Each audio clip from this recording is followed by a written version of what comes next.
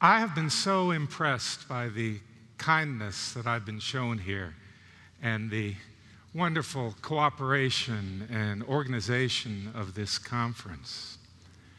And human beings are capable of great kindness. This is a very good example of it, and great cooperation and great helpfulness, but they're also capable of terrible atrocities and wickedness. Atrocities like you see depicted on the screen, the bodies of dead Jews during the Holocaust. And this raises an interesting question for us. It presents us with a puzzle. How is it possible for these very same beings who are so cooperative and so kind and so loving, capable of all these things, what makes them capable of these sorts of acts, these acts of great cruelty and atrocity? Now, you might want to say, well, the people who perform actions like this are monsters or they're madmen. But the fact is, they are not. The people who perform these acts are ordinary people like you and me. So this deepens the puzzle we're confronted with. What makes it possible for ordinary people like you and me to do terrible, terrible things to others? Well, here's a clue. This is a passage from Bartolomé de las Casas' account of the conquest of the Americas. And as you'll see, Las Casas, Bishop of Chiapas, tells us that the Spaniards would kill Indians and hang bits of their bodies in butcher shops so that they could buy meat for their dogs. So they treated the Indians like subhuman animals. They treated them in the way that we would consider pigs and sheep and goats and cattle. This phenomenon is called dehumanization. Throughout history, we have found episodes of terrible violence, and a regular phenomenon that we find during these episodes of violence is that one group of people conceives of another group of people as though they were less than human, as though they were subhuman creatures. And this allows them to exclude these people from the universe of moral obligation. It allows them to perform actions which, if they did not regard them as subhuman, would be impossible psychologically to perform. We find this phenomenon in war, where the enemy is often depicted as a dangerous, bloodthirsty predator, as you see from this propaganda poster from World War II. We also find it in genocide, regularly in genocide. This is a German poster from World War II, depicting the entire Jewish people as a monstrous parasite endangering the entire earth. And who wouldn't want to destroy such a parasite? You see, when we dehumanize people, we don't think of them just as any subhuman creature. We don't think of them as butterflies or kittens or puppies. We think of them as organisms that deserve killing, that merit killing, that it is our duty to kill, to harm, to destroy. Who wouldn't want to destroy a monstrous primate like you saw on the previous slide? Who wouldn't want to destroy a gigantic disease-carrying parasite enveloping the world? We find it in racism, where certain groups of people are considered not quite human. This is a depiction of an Irishman. Irishmen, by the way, were considered 100 years ago in Britain and the United States as black, oddly enough.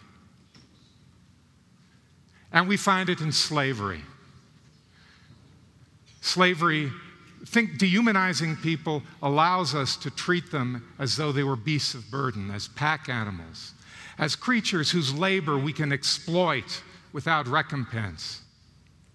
Now, I think you'll agree with me that this is a very serious matter. It's something which deserves to be understood. And on the face of it, it is very puzzling. Think of it for a moment. How could you manage to look at me and consider me as anything other than human? I stand on two legs, I have a human face, I speak, I wear clothing. Outwardly, I am indistinguishable from a human being. So what goes on in the minds of people when they dehumanize others that allows them to consider creatures that look like you and me as less than human? Well, the answer to that question is a little bit complicated, but I will do the best I can now to explain to you the essence of what goes on. We human beings have a deep psychological tendency to make a distinction between how things appear and how they really are deep inside. What something looks like and what makes it what it is. So we tend to think, for instance, wrongly in fact, that biological species like dogs, say, are dogs because they have this sort of inner dogginess. And we think of human beings as people because they possess an inner human essence. And it doesn't matter how they look, they can be deformed like the elephant man, but still possess a human essence that makes them human. Now, this is a very, very compelling idea. And when you start thinking in this way, then it occurs to you that the appearance of something and the essence of something can come apart. As we see in this example, gold and fool's gold, iron pyrite, they look very similar. They have a similar, almost indistinguishable appearance, but a very different essence. So what happens in dehumanization is this. We think of other people as having a human appearance, an appearance just like you and I, but inwardly being subhuman, having a subhuman essence, having the essence of a creature that is not only non-human, but is dangerous, deserves to be destroyed, and it is our moral duty to destroy. This is something which is desperately important for us to study. Why? Because if we look at the bloody history of humanity, we see this phenomenon emerging again and again and again and again. From ancient times, we find it in the writings of the ancient Chinese, the ancient Egyptians, the Babylonians, right through history to the terrible wars and genocides of the 20th century. And this raises the question, well, what can we do about it? How can we stop it? And my answer to that question is, we need to understand it first. Universities, governments, non-governmental organizations need to make it a priority to study dehumanization, to understand really its mechanics, what makes it work, what its machinery are, and on the basis of that understanding, perhaps we can do something about it.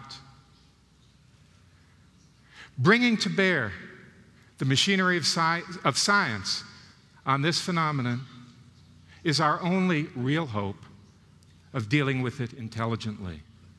It's our only real hope of creating a future that is less hideous than our past, and to make a future in which there are no more Hiroshimas, there are no more Auschwitzes, there are no more Rwandas. Is it possible? Could we do that? I don't know. It has never been tried. Thank you.